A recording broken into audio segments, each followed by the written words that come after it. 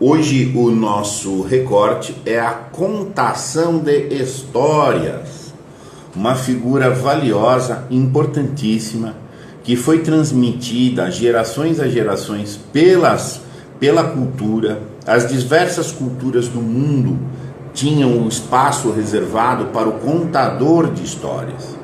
Naturalmente, todos nós temos uma dimensão, todos nós, quero dizer, todos nós homens, humanos, nesse sentido, temos uma dimensão narrativa.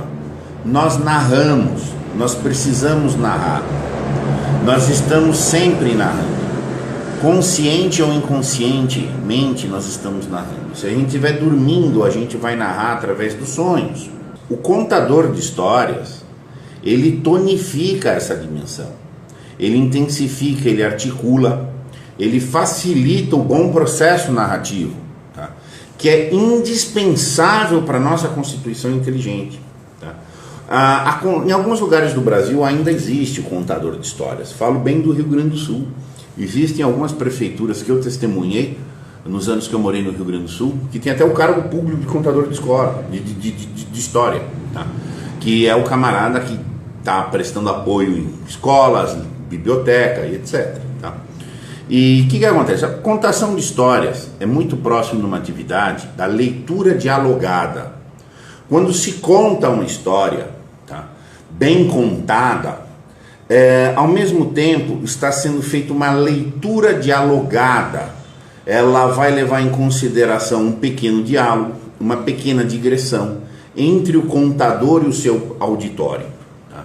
E esse processo cria duas situações muito importantes. Se estiver falando com criança, então assim é mais importante ainda. É saber ouvir. Sim, saber ouvir.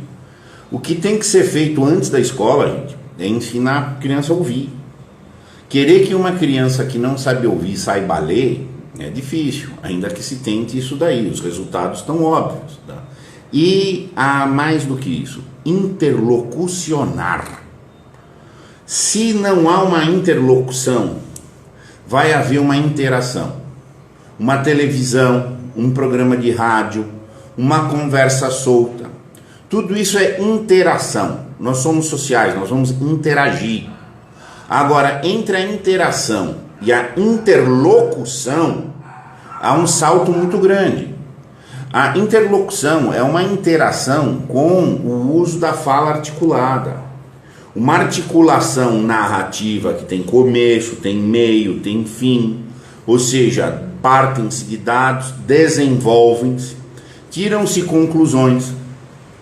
Coloca-se isso num diálogo em que também vai existir um intercâmbio afetivo. Uma narrativa de história é cognitiva e afetiva. Outra característica importante da contação de histórias é a voz alta. Eu comentei na live ontem, é muito recente que as pessoas estão lendo em silêncio. A leitura sistematicamente sempre foi em voz alta. Se você ler em voz alta qualquer coisa, o seu rendimento é muito superior, muito, muito superior. A questão das pessoas estarem agora habituadas a ler em silêncio é por causa da escolarização, porque tem 40 pessoas dentro de uma sala, tá? Mas a contação de história se consente, tá? Que seja lido exatamente em voz alta. Isso tudo cria, vou repetir, capacidade de ouvir, interlocucionar, gente, isso é muito importante. Nós estamos num grau em que as interações estão muito baixas, estão muito rasas, não há o espaço da interlocução, tá? A voz alta, tudo isso vai trabalhar com uma dimensão fundamental, vai tonificar aquela dimensão fundamental no nosso ímpeto natural de ser narrador, tá? E isso tem um entrosamento absoluto com a formação do imaginário ativo. Sim, a formação de um imaginário ativo é fundamental. O imaginário é a capacidade de reproduzir coisas que não estão aqui. Então eu posso, através de um processo de contação de história, porque no castelo X aconteceu YZ coisa tal, e aí ok, capto um maravilhamento que vem do processo ativo de eu criar uma versão desse castelo, de eu criar um ambiente criar a fisionomia do personagem, tá? E esse processo é o que está me dando uma experiência rica. Eu não estou no castelo que eu estou imaginando, eu não estou vendo a fisionomia dos personagens que eu estou criando, mas isso está me tonificando, está me pondo no polo ativo da percepção, ainda que seja um objeto ficto. Quanto mais eu exercito esse processo da minha versão da história, a história é una, mas as versões são distintas. Quanto mais eu cristalizo esse processo, a capacidade perceptiva aumenta muito. E aí é que existe o efetivo e verdadeiro maravilhamento. Quando você vê uma paisagem, um filme, um castelo bonito, aquilo, você tem um certo contemplação, um impacto, mas o maravilhamento vem de você criar isso. Você se impressiona bem com um filme, mas o maravilhamento é o seu processo criativo. E é ele que vai ficar longevo. Tá? É ele que vai fazer a impressão na textura da sua mente de uma experiência concreta, vai aumentar as concretudes, ainda que parta do ficto, aumenta a sensação em você, decorrente do imaginário, e isso vai aumentar o seu estoque para que a abstração tenha com o que trabalhar. Uma pessoa de imaginário pobre, ela tem pouco recurso para a intelecção. A intelecção é abstrata, mas ela vai invocar mais e mais e mais situações concretas que você tenha. Seja porque você viveu propriamente alguma experiência, seja porque você tomou uma experiência emprestada, através que pode ser de uma boa literatura e de uma boa contação de histórias. A contação de histórias não subestime a força que tem a contação de histórias.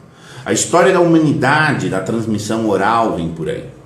A transmissão oral que virou poesia, que virou mito. Tá? E toda essa construção desse imaginário vem disso. Então, se perdeu muito quando caiu em desuso a contação de história por um vício.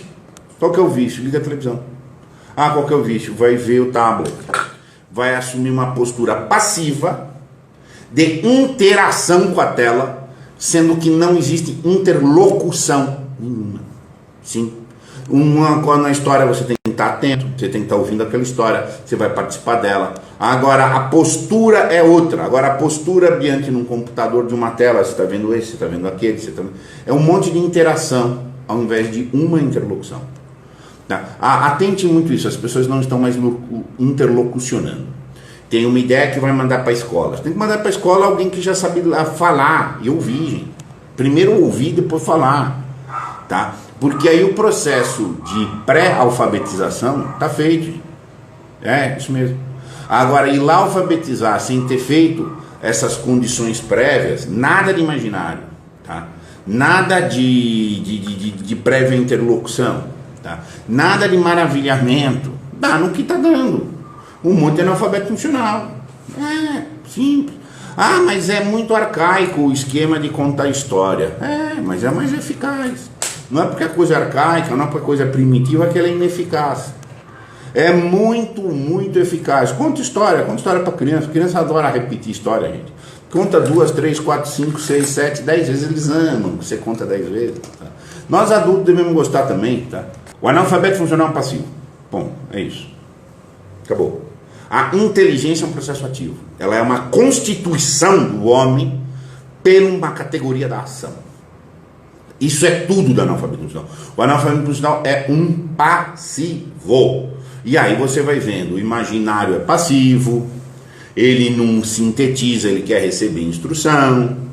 A contação de histórias é interlocutiva, de tal maneira que há múltiplas atividades, interatividade, tá? E não só no sentido da interação, reativa. Eu jogo uma bola. Isso é uma interação, mas ela é reativa. Agora, dentro da história, como é que você viu uma versão, como é que você complementa um pouco, como é que outro conta outra história do personagem, um que muda a voz. Tá todo mundo num processo ativo junto, dentro de uma construção. Então, assim, a luta é essa mesmo. Se deixar cair na passividade, é o homem, matéria, só inércia, que vem de fora, vem de fora, vem de fora, que é o analfabeto funcional como um todo. Exato. Então os antigos tinham seus meios. Gente, uma criança que aprendia a ouvir história, com riqueza de conteúdo, com riqueza de reflexão, com riqueza interlocutiva, que tinha caderno e lápis, dá para ir longe. Só com isso daí dá para ir longe, mas é muito longe, tá? E agora os recursos melhoraram muito, tal, não sei o que, e caiu no desuso. E sabe por que eu vou contar a história? Assiste um filme. É aquele, na fachada é mais bonitinho, mas não entrega conteúdo, gente.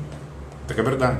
Então assim, contação de história, gente, tem que ser restabelecida essa cultura. No Rio Grande do Sul, essa cultura ainda se preserva um pouco. Além dos cargos públicos, existe ainda a cultura das pessoas, em alguns lugares no interior, onde há gaúchos mesmo, tá? Da cultura gringa, a cultura gaúcha, gaudéria, que eles chamam, a questão das pessoas se reunirem para contar histórias, contar causos.